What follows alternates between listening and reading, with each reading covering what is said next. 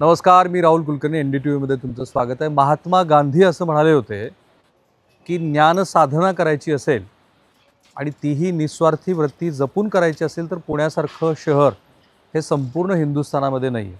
आणि म्हणून पुण्यामध्ये इतक्या युनिक वास्तू तुम्हाला बघायला मिळतात. तर बघा ना, हेच आपलं भारत इतिहास संशोधक मंडळ, की जे मंडळ आज जवळपास 125 वर्षाचा इतिहास आहे या मंडळाला. तर हे मंडळ हे आता रिनोव्हेट झाले आणि मंडळाचे चिटणीस पांडुरंग बलकवडे सर आपल्यासोबत आहे. सर, तुमचं स्वागत आहे NDTVमध्ये. या. हो, नमस्कार. नमस्कार. नमस्कार. मी असं म्हणालो की महात्मा गांधी असं म्हणाले होते की ज्ञान साधना करायची असेल आणि निस्वार्थी वृत्तीनं करायची असेल तर पुण्यासारखं शहर हे संपूर्ण हिंदुस्थानात नाही. खरंच आहे. आणि ही जी वास्तू आहे ही वास्तू पण युनिक आहे. मग आता तुम्ही त्याचं रिनोव्हेशन करायचा निर्णय केव्हा घेतला? साधारणपणाने एक 5 वर्षांपूर्वी मायदेश फाउंडेशन, ज्याची स्थापना अरुण जोशी नावाचे अमेरिकेतले उद्योजक आहेत, त्यांनी केली. अनेक वर्ष ते अमेरिकेत आहेत. त्यांनी कॉम्प्युटर क्षेत्रामध्ये त्याच्याशी संबंधित इलेक्ट्रॉनिक्स आणि फार मोठं यश मिळवलेलं आहे. परंतु प्रचंड त्यांनी जे काय काम उभं केलं, 4 पैसेही मिळाले, परंतु त्यांची सर्व श्रद्धा भारतावर आहे.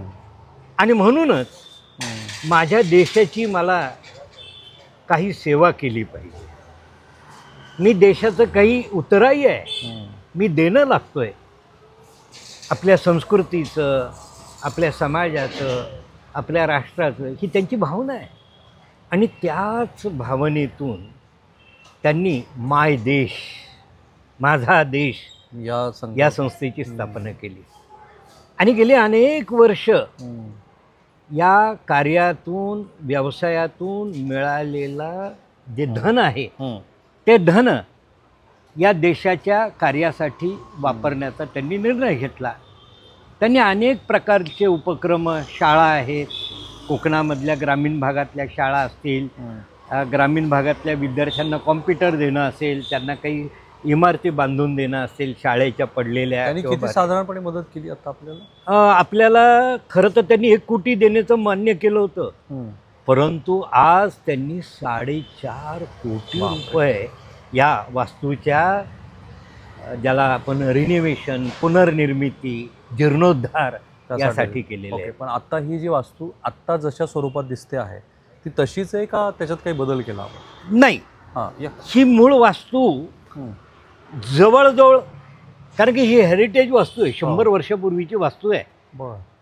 आणि या वास्तूचं जे मूळ साचा आहे, जे स्ट्रक्चर आहे, जी रचना आहे, त्या रचनेला कुठल्याही प्रकारे धक्का न लागू देता, त्याच्यात बदल न करता या हेरिटेज वास्तूची, त्याचं रिनोव्हेशन, त्याचा विकास करण्याची परवानगी महानगरपालिकेने आपल्याला दिली.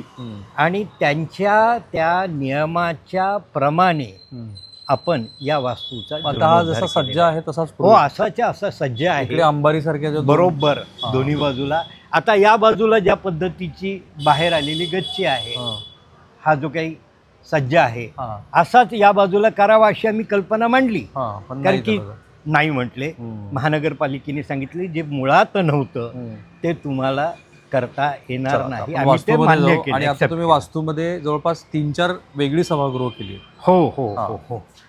आज आम्ही ज्यांच्या स्मरणार्थ ही वास्तू उभी राहिली 100 वर्षापूर्वी, ते इतिहासाचार्य राजवाडे, त्यांची इतिहासाचार्य विश्वनाथ काशीनाथ राजवाडे, ज्यांनी या मंडळाची स्थापना केली 115 वर्षांपूर्वी. 7 जुलै 1910 या दिवशी एका उदात्त ध्येयाने त्यांनी या संस्थेची स्थापना केली. त्यांचे एक सहकारी खंडेराव मेहेंदळे सरदार, त्यांच्यासमोर त्यांनी ही कल्पना मांडली. खंडेराव मेहेंदळे यांना ती कल्पना पसंत पडली आणि 7 जुलै या दिवशी विका राजवाड्यांनी इतिहास संशोधनावर एक आपला निबंध सादर केला.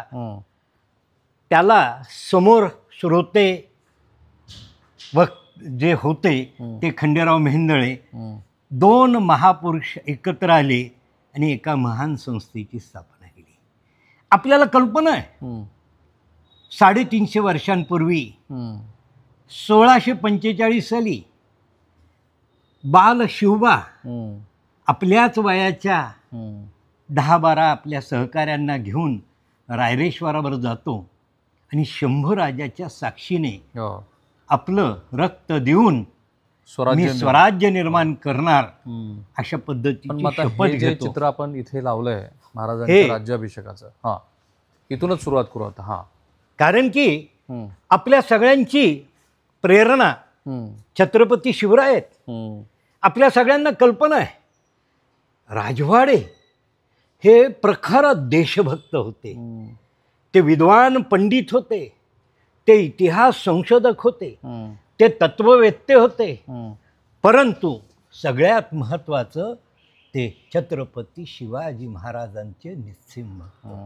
आणि त्याच राजवाड्यांच्या नावाने हे सभागृह आज विका राजवाडे सभागृह इथे करण्यात आलेलं आहे. आणि काय अप्रतिम सभागृह आहे बघा ना.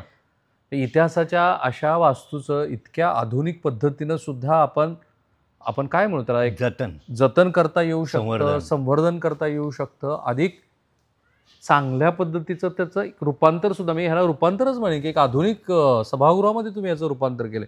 बरं इथे वेगवेगळे विभाग तुम्ही केलेत. मला फक्त आकडे सांगा, पोथी शाळेमध्ये किती पोथ्या आहेत आपल्याकडे?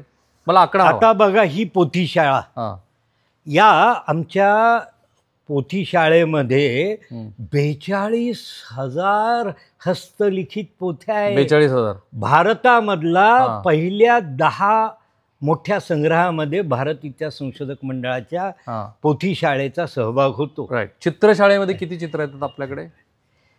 आता बघा, ही चित्रशाळा ज्याला ऐतिहासिक, ज्याला मिनिएचर पेंटिंग म्हटलं जातं, लघुचित्र म्हटलं जातं, अस्सल चित्र म्हटलं जातं, अशी धार्मिक आणि ऐतिहासिक व्यक्तींच्या असे 2,000 चित्र मंडळाच्या संग्रहात आहे. भारतातला अशा पद्धतीच्या 2,000 चित्रांचा पहिल्या 5-10 संग्रहामधला आहे.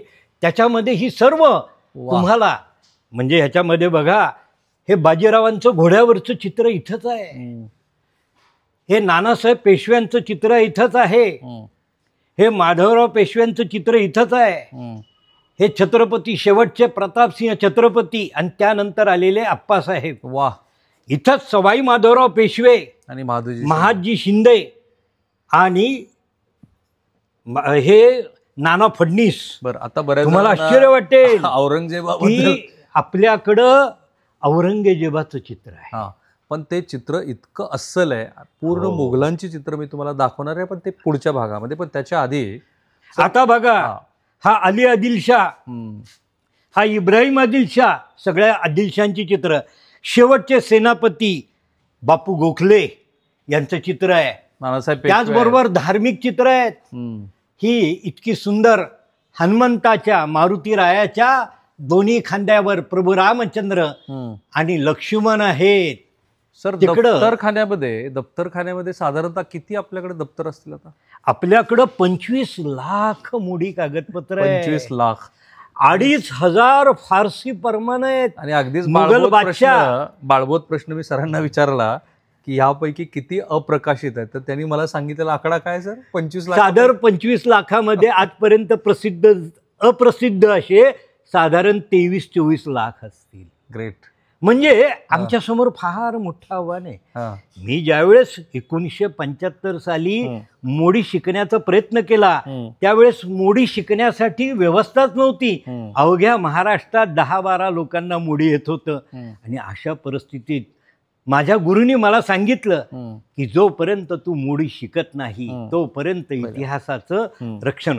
आता बघा, ही पुस्तकं बघा, ग्रंथालय, हे ग्रंथालय या ग्रंथालयामध्ये शिवाजी महाराजांच्या हयातीमध्ये जे ट्रॅव्हलर्स ऑफ टॅवेनो हा फ्रेंच होता, जो शिवाजी महाराजांच्या काळामध्ये भारतात आला, त्याने भारत पाहिला, स्वराज्याला भेट दिली, शिवाजी महाराजांविषयी त्यांनी ऐकलं, पाहिलं आणि त्यांनी या ग्रंथामध्ये शिवाजी महाराजांबद्दल अतिशय आदराने लिहितो.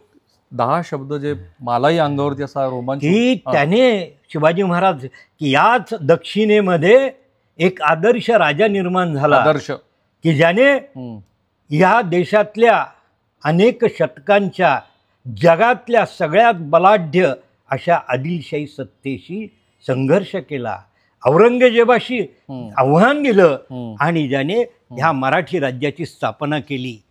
पहिल्या माळ्यावरती आपण जाणारच आहोत, पण त्याच्या आधी एक छोटासा प्रश्न. आणि हे बघा, इथं शिवाजी महाराजांविषयीचे इथले त्यांचे सगळे शब्द आहेत. इथं फारसी आणि अरेबिक, फारसी आणि इंग्रजी डिक्शनरी आहे, 1777 सालातली आहे. पर्शियन, अरेबिक, इंग्लिश शब्दकोश. इथं ग्रँडफचं पुस्तक आहे, ही मराठ्यांची बखर आणि त्याचं केलेलं भाषांतर आहे. अशा पद्धतीची अतिशय दुर्मिळ इथं पहिल्या माळ्यावरती आपण जाऊ आता, कारण वरच्या माळ्यात पण त्यांनी दुर्मिळ वस्तू संग्रह, लघुचित्र संग्रह, लघुचित्र आणि हे फर्मन आहे दफ्तरखान्यातले. एक छोटा प्रश्न आहे की जो अनेक प्रेक्षकांना पडेल आता, की जर 4.5 लाख ही अप्रकाशित असलेली आपल्याकडचे ऐतिहासिक दस्त आहेत, नाही सॉरी 24.5 लाख, 24 लाख, त्याचं महाराष्ट्रासमोर त्यातला इतिहास यावा यासाठी सरकारी पातळीवरती काही करणं शक्य नाहीये का? काय की हे आमचं दुर्दैव आहे. आज आमच्याकडं स्पर्धा लागलेली आहे पुतळे उभारण्याची. काय आहे की आम्हाला स्मारकापेक्षा इतिहास महत्वाचा आहे. तो इतिहास सत्य समजून घेतला पाहिजे.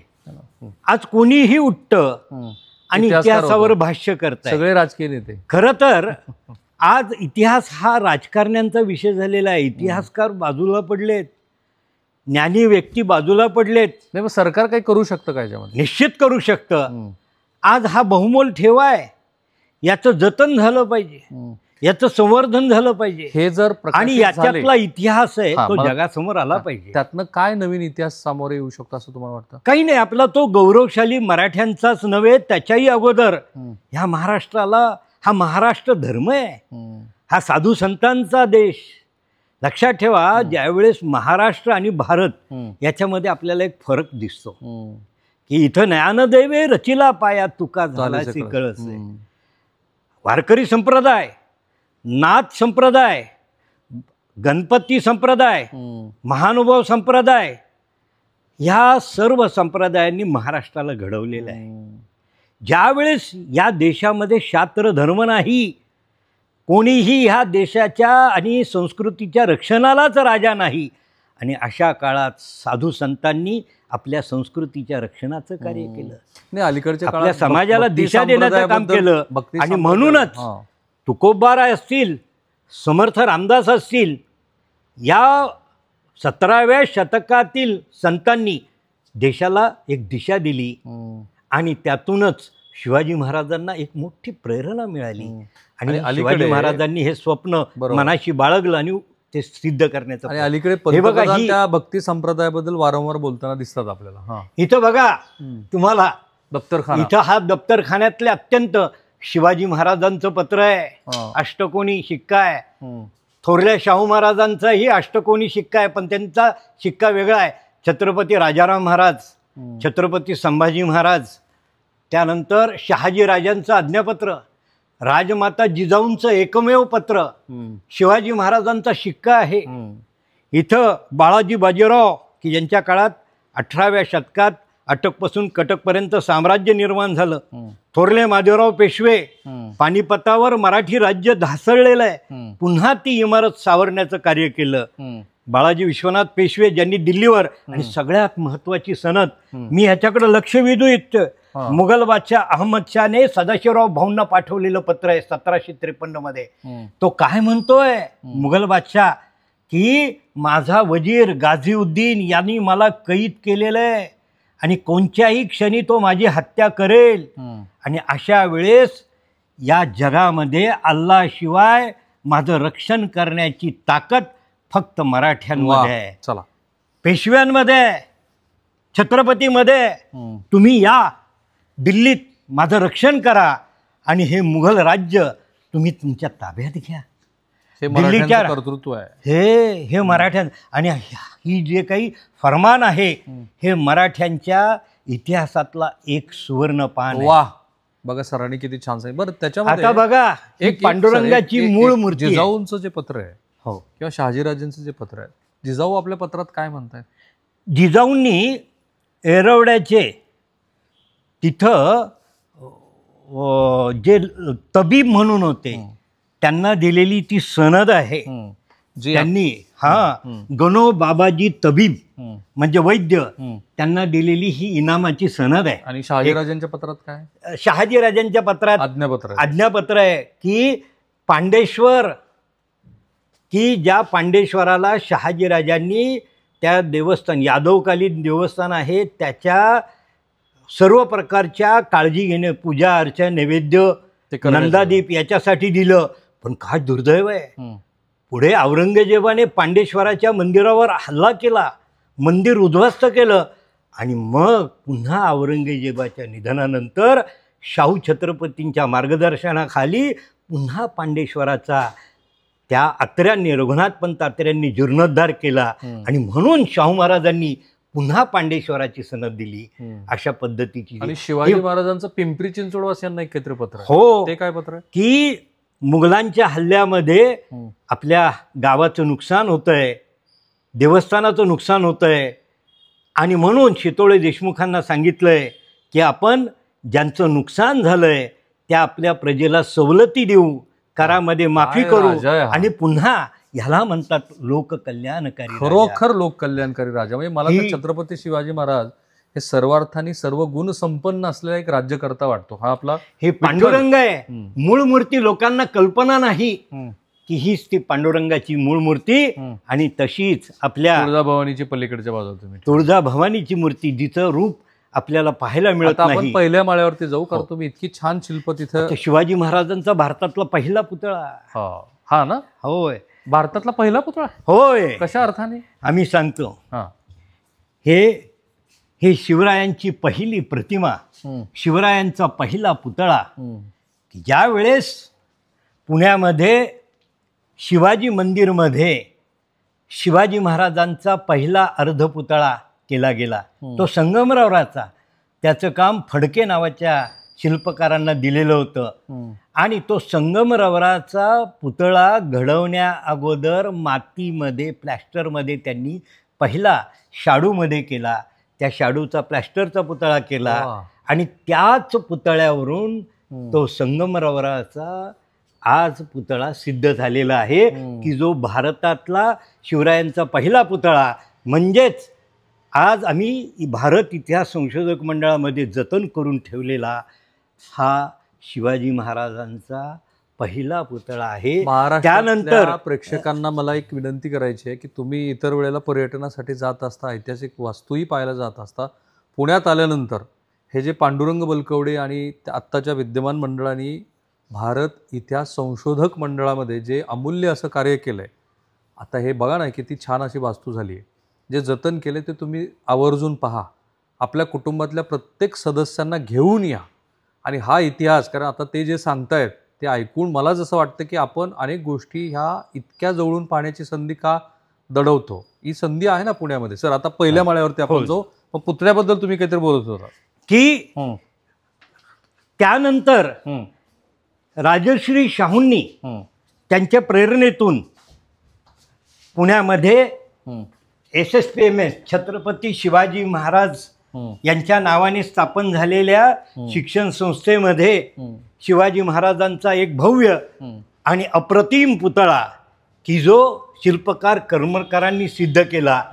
जगातला शिवरायांचा सर्वात सुंदर असा तो पुतळा घोड्यावरचा आहे.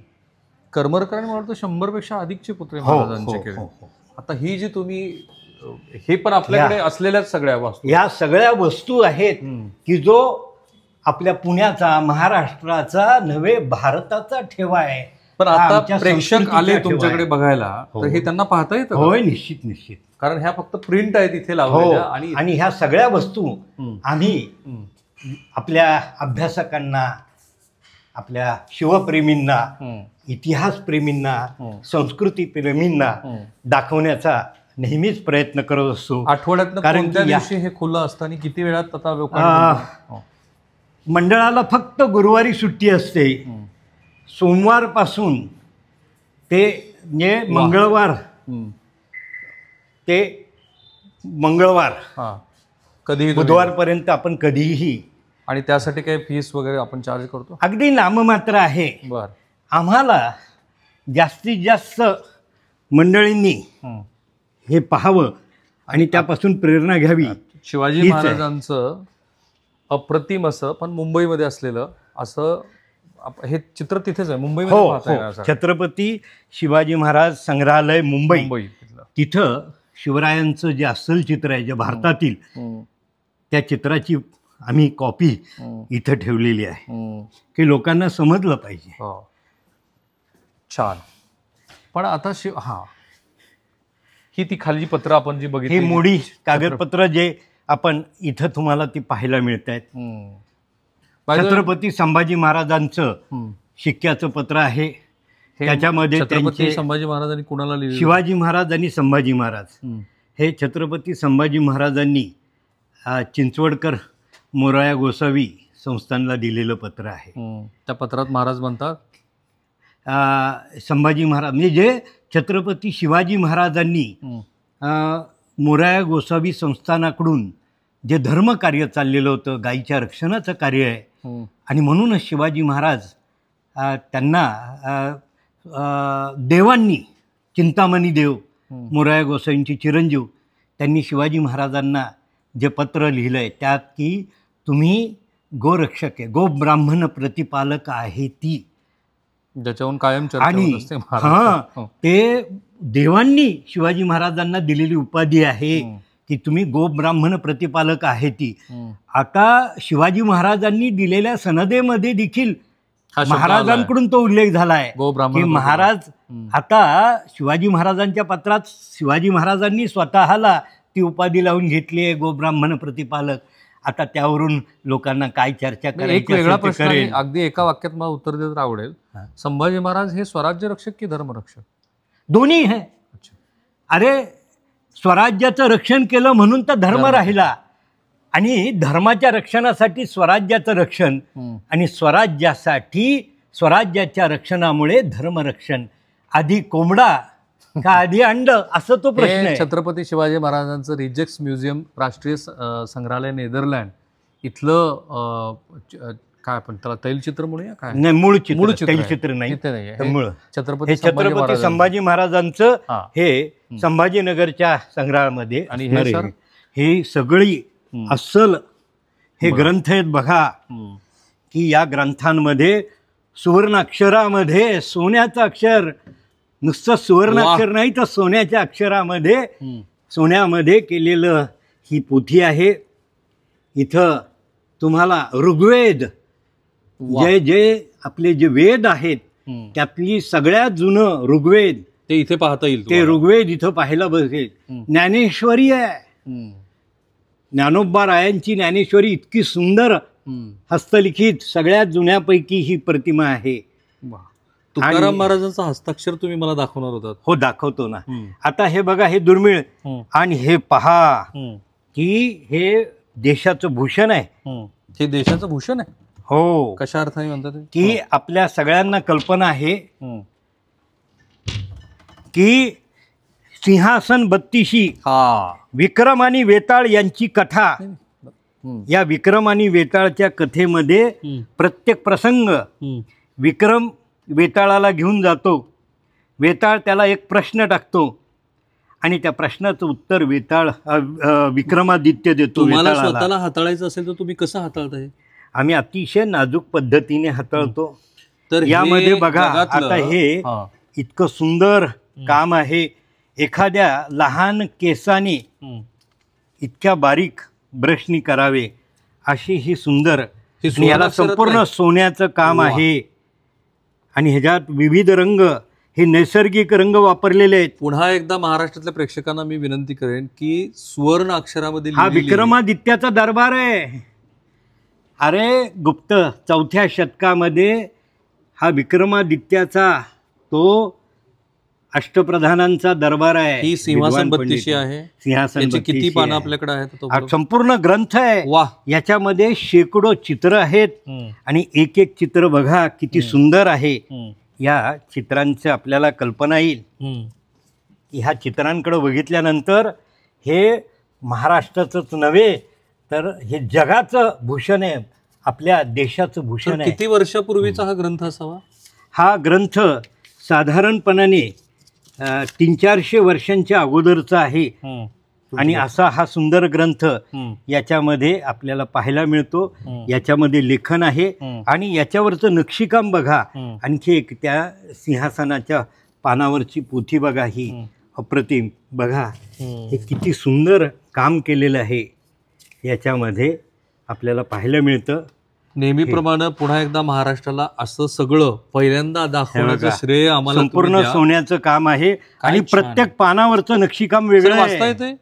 हो, वाचा. देवनागरीमध्ये इति प्रशस्तितः ततो राजा खोपुरी मगानू अतो राजनी अशा पद्धतीने हे संस्कृतमध्ये इति सिंहासन द्राक्ष त्रिशतका सप्तमी कथा, म्हणजे इतकं सिंहासन बत्तीशी ह्या ज्या वा वा वा. कथा आहेत प्रत्येक कथेचं त्यामध्ये किती दिलेलं. पानं सर ही सुवर्ण अक्षर? आणि साधारणपणाने ही 1000 पानाची सिंहासन बत्तीशी हा ग्रंथ आहे. वा.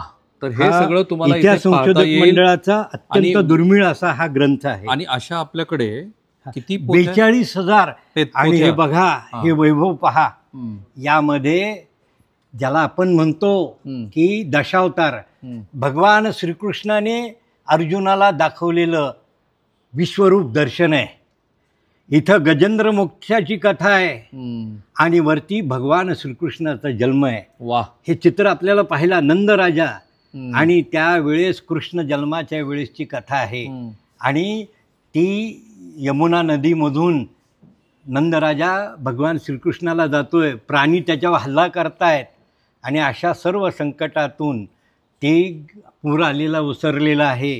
जेव्हा अर्जुनाला हा प्रश्न पडला तेव्हा जो गीताउपदेश झालेला आहे तेव्हाचा तो प्रसंग होय, की मी काय करू पुढे चला. त्याच्या तुकाराम महाराजांचं आणि हे पहा इथं दशावतार आहेत. किती विविध रंगाने ह्या छटा आपल्याला पाहायला मिळतात. प्रभू रामचंद्रांची कथा, कस्य मत्स्य वराह नरसिंह वामन अशा दशावतारांच्या भगवान श्रीकृष्ण. आणि ह्याच्यामध्ये रावण बघा, इथं रावण तुम्हाला पाहायला मिळतोय. दशा इथं प्रभू रामचंद्र आणि रावणाची कथा. तुकाराम महाराजांचं स्वतःचं हस्तलिखित पण मी तुम्हाला दाखवणार आहे, कारण सरांनी मला आता बघा हे ग्रंथ बघा. हा, ही मराठ्यांची बखर आहे, ग्रँड डफची. हे हिंदुस्थानचा इतिहास आहे. जांभेकरांनी हा एल्फिस्टननी केलेला आणि जांभेकरांनी त्याचं भाषांतर केलेलं आहे. हा हिंदुस्थानचा इतिहास आहे. पण हे सगळं जतन करण्यासाठी हे बघा छत्रपती राजाराम महाराजांचं चित्र आहे, जे आपण पाठ्यपुस्तकामध्ये मुखपृष्ठावरती बघितलेलं आहे. मराठ्यांचा इतिहास काही प्रमाणामध्ये जेव्हा सांग, ही अशी शस्त्र तुमच्याकडे किती आहेत? होय, आपल्याकडे 1,500 शस्त्र आहेत. आता ही बघा पंचधातूची तोफ आहे. ह्या सोन्याचं काम असणाऱ्या तलवारी आहेत. वेगवेगळ्या प्रकारच्या तलवारी, खंजीर आणि ह्याच्यामध्ये हे कटारी आहेत. या कटारीमध्ये बघा किती सुंदर कोरीव काम आहे. तुमच्या हातात सर दाखवा आम्हाला ती कट्यार. बरं, अफजल खानाचा जो वध महाराजांनी केला, हे बघा किती सुंदर आहे. सोन्याचं काम आहे या कटारीवर. आणि त्याचबरोबर इथे शिकार करताना दाखवलंय. हो, हा वाघ आहे. वाघ शिकार करतोय, प्राण्याचीच करतोय तो शिकार. हो, प्राण्याची. आणि ह्या पद्धतीने हरणाची शिकार करताना दाखवलेला आहे. आणि हे याच्यावर संपूर्ण सोन्याचं काम आहे बघा, नक्षीकाम आहे सोन्याचं. वा, चला सर पुढच्या ह्याच्यात मला थोडंसं पॉटरीपेक्षा तुम्ही इतिहास काळात जे काही जतन करून ठेवलंय आणि खास करून औरंगजेबाच्या संदर्भातलं जे मोगलांचं जे हे दानपट्टा आहे इथं. आणि हे ह्याला फार मोठं महत्त्व आहे, कारण की भारत इतिहास संशोधक मंडळाला भारतामध्ये उत्खनन करण्याची परवानगी आहे. भारतामध्ये कुठल्याही ठिकाणी उत्खनन करायचं असेल तर त्याला भारत सरकारची परवानगी असावी लागती. आणि भारत इतिहास संशोधक मंडळाने 2 ठिकाणी उत्खनन केलं. एक देवगिरी किल्ल्याचं उत्खनन केलं आणि कराडचं उत्खनन केलं. हे देवगिरी किल्ल्यात की जिथं यादवांचं राज्य होतं, ही महान गौतम बुद्धांची दगडावरची कोरीव मूर्ती आहे. हे बघा, ही त्याचबरोबर आपल्याला इथं वेगवेगळे, हे बघा, ही देवता आहे. त्याचबरोबर ह्या प्रकारच्या वेगवेगळ्या प्रकारची ही 2000 वर्षांपूर्वीची सातवाहनकालीन ही भांडी आहेत खापराची, की ज्याच्यावर हे काम केलेलं आहे. हे बघा, हे सगळे काठ असलेले हे ब्लॅक अँड रेड पॉटरी, ही 2000 वर्षांपूर्वीची भांडी आहेत, ही शस्त्र आहेत. आणि हा शाळीग्राम आहे. हा फॉसिल्स 50,000 वर्ष, 1,00,000 वर्षांपूर्वीचं हे फॉसिल्स आहे. 1,00,000 वर्ष? होय, याला आपण शाळीग्राम म्हणतो. बघा, हा शाळीग्राम असा हो, समुद्रातल्या एका प्राण्याचा दगड झालेला आहे. हा ना? होय. समुद्रातल्या एका प्राण्याचा जो दगड झाला तो 1,00,000 वर्ष जुना आहे आणि तो पुण्यात तुम्हाला भारत इतिहास संशोधक मंडळामध्ये पाहता येईल. आणि ह्या मंडळाचं म्हणजे राजवाड्यांपासून खरेपासून ते पांडुरंग बलकवडे आणि आत्ताचे विद्यमान अध्यक्ष असलेले अशा सगळ्या मंडळींचं महाराष्ट्रावरती मी म्हणेन की उपकार आहेत की त्यांनी ते इतक्या छान पद्धतीनं जतन करून ठेवलं आहे. पुढच्या भागामध्ये मी तुम्हाला संत तुकाराम महाराजांचं हस्तलिखित, त्याबरोबरच सगळ्याच मोगल सरदारांची छायाचित्र, त्याबरोबर सगळ्या पेशव्यांची चित्र, छत्रपती संभाजी महाराज, शिवाजी महाराजांची चित्र ते दाखवणार आहे. कुठेही जाऊ नका, पाहत राहा NDTV मराठी. लगेच परत येतो.